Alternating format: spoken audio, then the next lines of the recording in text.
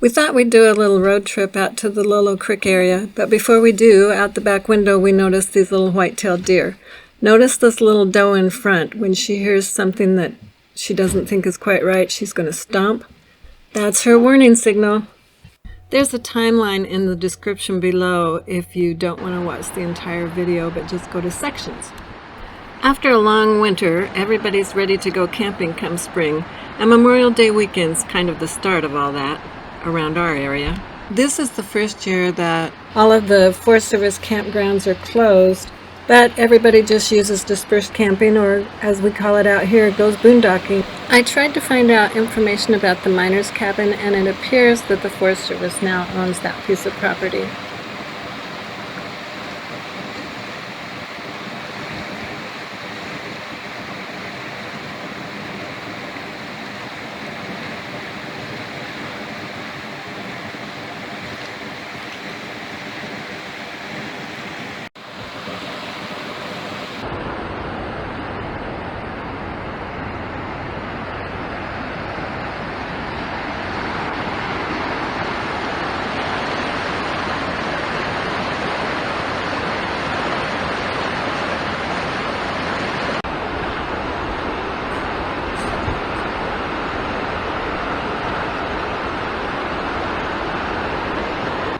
We're headed up this hiking trail to where Yoosa Creek comes into Lolo Creek. It's a lovely little trail, and you come to this nice little bridge. Also, there's a trail that takes off right here that goes up to Camp Martin. It's part of the Nee-Me-Poo trail. Nee-Me-Poo trail? Yep, Nee-Me-Poo trail number 40. We have 4 queso cameras, and this one refuses to set its date and stay there.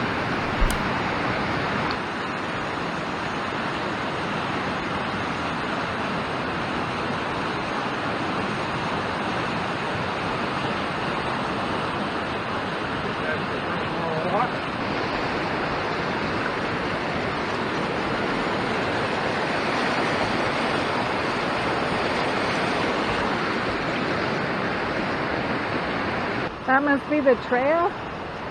No, come here. Come here.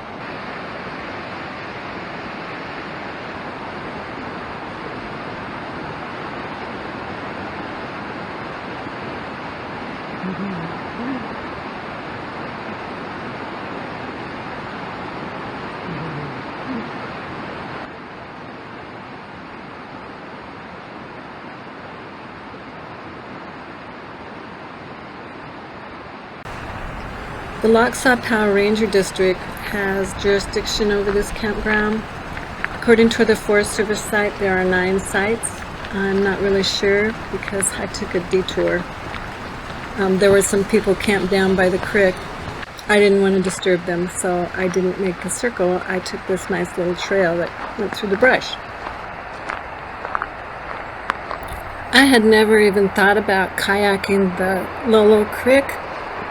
I'm not a kayaker because I'm not a good swimmer, but I respect those people who do this dangerous sport.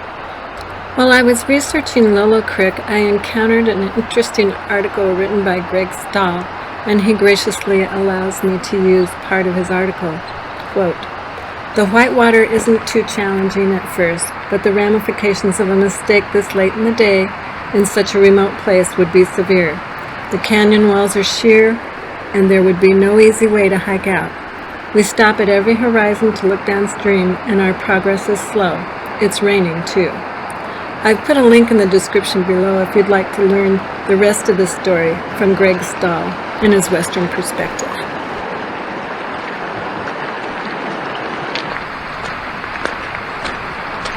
I would like to thank Julie Gribble for allowing me to use her lovely seasonal photos of Lolo Creek.